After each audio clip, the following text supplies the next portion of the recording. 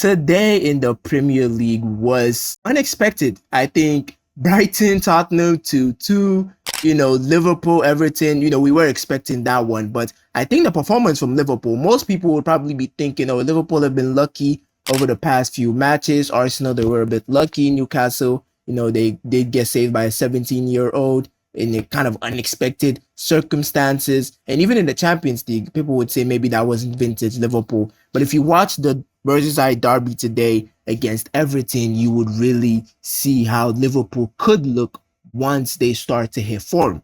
And I think Gravenberch is a player I think needs to start getting in that conversation. The Pedris, the Rodris, the Bellinghams, the Çalhanoğlu's, these world-class midfielders. I think Gravenberch is slowly getting into that conversation because he had full control of that midfield along with McAllister.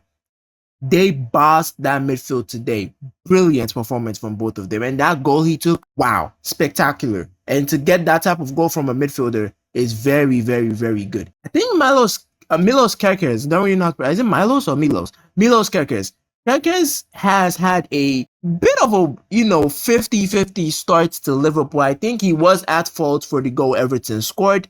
And it was kind of, I think even from the first game, he maybe Arsenal, he did play well. He did well handling Madueke, but I think from then, the other matches, he hasn't really been at his best. The Kerkez we saw at Bournemouth, we've not really been seeing that at Liverpool, going forward, bombing forward, getting opportunities to score goals. We haven't really seen that. And it's kind of a little bit, concerning. If you're a Liverpool fan, you kind of have to look at that and think, what's going on? What's going wrong with his performance? Why are we not getting the player we got from Bournemouth? So that's one thing you would be looking at as a Liverpool fan. I think Jeremy Frimpong, we haven't really seen him that much in the Premier League, and it is disappointing. I think the injuries have kept him out, and this is not really the game to play a player like Frimpong because he could get exposed due to the intensity and all of that. So probably Liverpool's next Premier League game he will be playing. Hugo Ekitike is a player I didn't even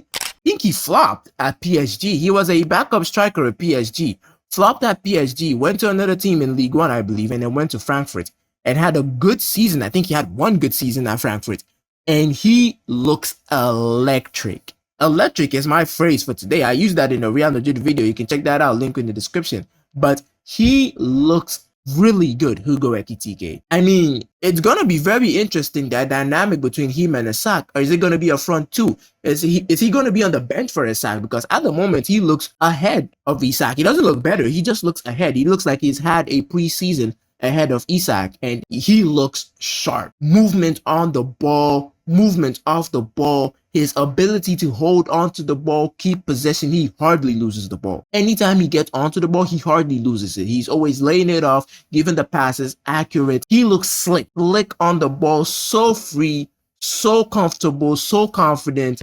He's going to be a good player. Going to be a good player for Liverpool. I don't think he even needs service. I think he can create his own goals. The pass from, I think it was Gravenberch who got the assist, another good performer as well. The pass from Gravenberch was good, but the position he finds himself to play that ball through to nutmeg in between the legs of Pickford is difficult.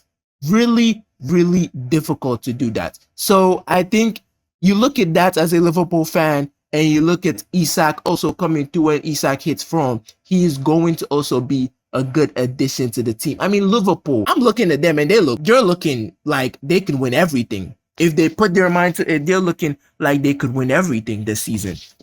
Squad depth going forward, they have a lot of attacking players. Maybe defensively is where I'd say, they are a little bit shaky. But I think if they can score more goals than their opposing teams. Barcelona did that last season. They scored a lot more goals than their opposing teams. The teams that they came up against, they could do very, very well. So very interested to see them going far into the competition. Obviously, they're going to be playing against Real Madrid. So it'll be interesting to see that. I think it's going to be an interesting game, especially seeing as Trent is going to be there. I don't know if Trent is going to be available to play that game, but I think it's going to be an interesting match to see. Two really, really quality teams. And I think two teams that they've won all their games. I think in La Liga, Real Madrid have won all their games, and same with Liverpool. So two teams on really, really good form.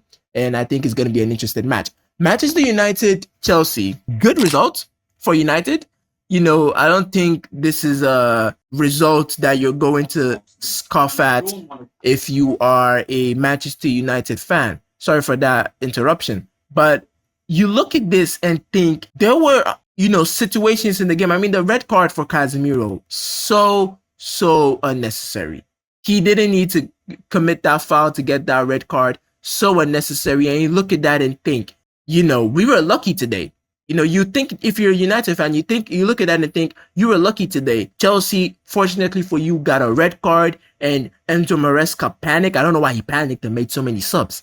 I don't know why you take off Estevao, Neto, and Cole Palmer. That's just weird because it's Manchester United. If you have a look at Manchester United, they're not necessarily the team that is, they're not the team that is going to really play you off the park. It's Manchester United. They've not been looking good. So to take off the amount of players Maresca took off is really weird. But, it did play into Manchester United's hand today. And you look at that as a Chelsea fan and think, they were unlucky. They were really, really unlucky today. So good win for United. It got a little bit tense at getting to the end of the game. It looked like Chelsea were going to get a draw. I think there are still improvements. I don't think this is a game where United fans should look at it and think, oh, we got a good result against Chelsea. We're back. You're not back. If you're a United fan thinking that you're back after this result, you're just fooling yourself, because this wasn't vintage Manchester United. I think if we had a fully fit full 11 Chelsea, I think they get the 3 points in this game. You could see Bruno Fernandes playing as a 10. And I think if you're Ruben Amorim, you should look at this and know that Bruno Fernandes playing as an attacking player is going to be more impactful for your team than playing as an 8. I think if Chelsea had 11 players on the field today, Bruno would have been forced to play an 8. And I don't think we would have seen the performance we saw for Bruno today. He played well. He was okay, So I don't know. I think Amorim will look at that and see what I'm talking about, in the sense that there were more improvements to be made in this game, and it wasn't necessarily the most vintage of performances. This was a result that should have been easy, and it did look a little bit harder going into the latter stages of the game. And if you're Amorim, you're thinking, why did that, happen? Why was that the case? So yeah, that's something that happened. Good win for United, unexpected loss for Chelsea, they will be thinking. And I think coming off that Bayern Munich loss, they would also want to be improving going forward. Tottenham Hotspur versus Brighton. I didn't really watch the match, but I watched a little bit of snippets of the match. I mean, Brighton, they're always going to be up and around in the Premier League. Good goals from, I think it was Ayari. Good goals from Ayari, Brighton, in the first half. They have quality players. It's typical Brighton. They have quality players. They're always going to play well, and it's always going to be a tough game going up against Brighton. I think Chelsea do have Brighton in the Premier League next, and I think Arsenal as well. So some pretty tough fixtures coming up for Chelsea in the Premier League, and they'll have to improve going forward. And yeah, I think that's basically it. I just wanted to do a little bit of roundup because I don't think Liverpool Everton deserved its own video. I don't think enough happened to deserve its own video, and same with Manchester United and Chelsea. I think if Manchester United and Chelsea, if it ended a draw, I probably would have made a full video, like a full dedicated video. But I think, yeah, it was, as soon as Chelsea got the red card, you're kind of like, yeah, the game was basically over, and you can't really do much analysis of the game and pick apart some things because it's a red card. Both teams get a red card, and it's a little bit shaky at that point. So yeah, let me know what you guys think in the comment sections about the match, and as usual, any feedback from you guys would be greatly appreciated.